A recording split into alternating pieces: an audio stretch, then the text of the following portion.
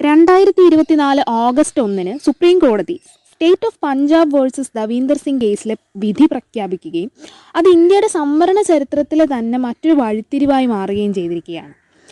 Justice DY Chandrachud അധ്യക്ഷനായ 7-അംഗ ബെഞ്ചിൻ്റെ ഉത്തരവനുസരിച്ച് സംസ്ഥാനങ്ങൾക്ക് പട്ടികജാതി പട്ടികവർഗ വിഭാഗങ്ങളെ വീണ്ടും മുന്നോക്ക പിന്നോക്ക വിഭാഗങ്ങളായി തിരിക്കാവുന്നതാണ്.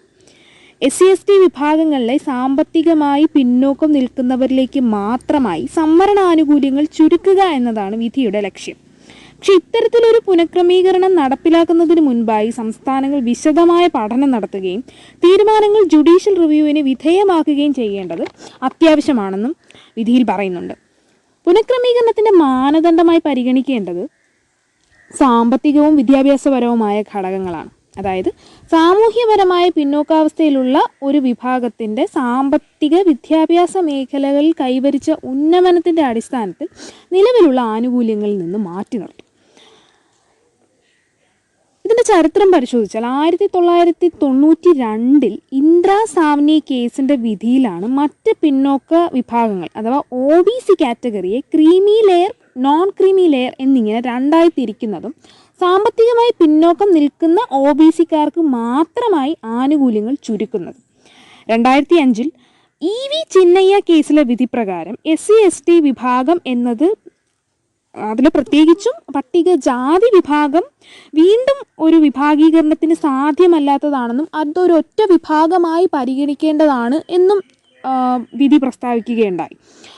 ഭരണഘടനാ അനുച്ഛേദം 341(1) അനുസരിച്ച് രാഷ്ട്രപതിക്കാണ് സംസ്ഥാനങ്ങളുടെയും കേന്ദ്രഭരണ പ്രദേശങ്ങളുടെയും പട്ടികജാതികൾ ഏതൊക്കെയെന്നുള്ളതിൽ അന്തിമ തീരുമാനം എടുക്കാനുള്ള ചുമതല. പിന്നീട് 2010 പഞ്ചാബ് ഹരിയാന ഹൈക്കോർട്ടാണ് EV ചിന്നയ്യ വിധിക്ക് എതിരെ ഒരു നിലപാടെടുക്കുകയും തുടർന്ന് 2020 Davinder Singh versus state of Punjab കേസിലേക്ക് എത്തുമ്പോൾ വിഷയം കൂടുതൽ ഗൗരവമാർജിക്കുകയും അന്ന് നിലവിലുണ്ടായിരുന്ന 5-അംഗ ബെഞ്ചിൽ നിന്ന് പുതിയൊരു 7-അംഗ സമിതിയിലേക്ക് ഈ വിഷയം കൈമാറുകയും കേസ് പുതിയ 7-അംഗ ബെഞ്ചിൻ്റെ തീരുമാനത്തിലേക്ക് വിട്ടുകൊടുക്കപ്പെടുകയും ചെയ്യുന്നത്.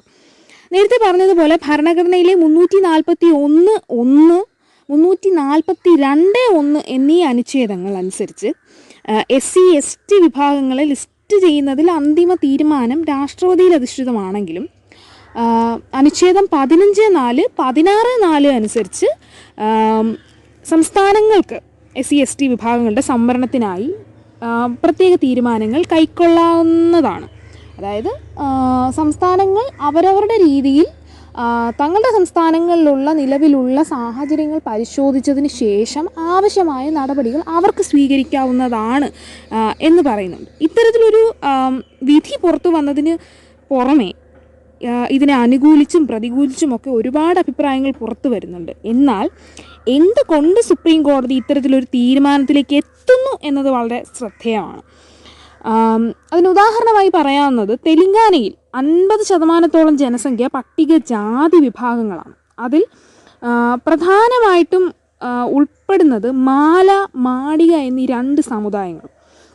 ഇതിൽ മാല എന്ന് പറയുന്ന സമുദായം താരതമ്യേന മുന്നോക്കം നിൽക്കുകയും അവർക്ക് മാത്രമായി സംവരണ ആനുകൂല്യങ്ങൾ ലഭിക്കുന്നൊരവസ്ഥയിലേക്ക് എത്തുന്നു എന്ന് മാഡിക വിഭാഗക്കാർ ആരോപിച്ചിട്ടുണ്ട്.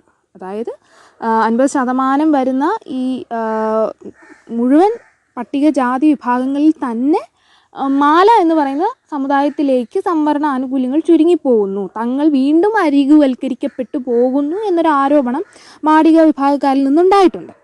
അതിൽ സംവരണ വിഭാഗത്തിൽ ഇതൊരു ഉദാഹരണം മാത്രമാണ്. സംവരണ വിഭാഗത്തിൽ തന്നെ ഭരണഘടന അനുശാസിക്കുന്ന ആനുകൂല്യങ്ങൾ വിതരണം ചെയ്യുന്നതിൽ ഒരു അസമത്വം നിലനിൽക്കുന്നു എന്നുള്ളതിനൊരു ഉദാഹരണം തെലങ്കാനയിലെ ഈ പറയുന്ന സംഭവമാണ്. സംസ്ഥാനങ്ങൾക്ക് സംവരണം സംബന്ധിച്ച കാര്യങ്ങളിൽ കുറച്ചുകൂടി സ്വാതന്ത്ര്യം അനുവദിക്കുക വഴി ഇത്തരത്തിലുള്ള പ്രാദേശികമായ പ്രശ്നങ്ങൾക്കും അസമത്വങ്ങൾക്കും ഒരു സൊല്യൂഷൻ ആകും എന്ന് സുപ്രീം കോടതി ഇതിലൂടെ പ്രതീക്ഷിക്കുന്നുണ്ടാവാം. ഇതെല്ലാം കണക്കിലെടുത്തുകൊണ്ട് തന്നെയാണ് ഭരണഘടന ഭേദഗതികൾക്ക് പോലും ഭാവിയിൽ നയിച്ചേക്കാവുന്ന ഒരു തീരുമാനത്തിലേക്ക് ഇപ്പോൾ സുപ്രീം കോടതി എത്തിയിട്ടുള്ളത്. എന്നാൽ ഇത് നടപ്പിൽ വരുത്തുമ്പോൾ വ്യക്തമായ പഠനങ്ങളും ഡാറ്റ അനലൈസിസും വ്യക്തമായ ഒരു പ്രോസസ്സിങ്ങിന് ശേഷം വളരെ സമയമെടുത്ത് തന്നെയാണ് ഇത് നടപ്പിൽ വരുത്തുന്നുണ്ടെങ്കിൽ തന്നെ അത്തരത്തിലൊരു നീണ്ട പ്രോസസ്സിന് ശേഷം മാത്രമേ അങ്ങനൊരു അന്തിമ വിധിയിലേക്ക് അല്ലെങ്കിൽ അങ്ങനൊരു തീരുമാനം നടപ്പിൽ വരുത്തുന്ന അവസ്ഥയിലേക്ക് എത്തുകയുള്ളൂ. അതുപോലെ ശ്രദ്ധിക്കേണ്ട മറ്റൊരു കാര്യം, ചട്ടങ്ങളിൽ ഇത്തരത്തിലൊരു വ്യക്തമായ പഠനവും മറ്റോ ഇല്ലാതെ ചട്ടങ്ങളിൽ മാറ്റം വരുത്തി കഴിഞ്ഞാൽ അതൊരു വലിയ മണ്ടത്തരത്തിലേക്ക് നയിക്കുന്നൊരവസ്ഥയിലേക്ക് പോകും.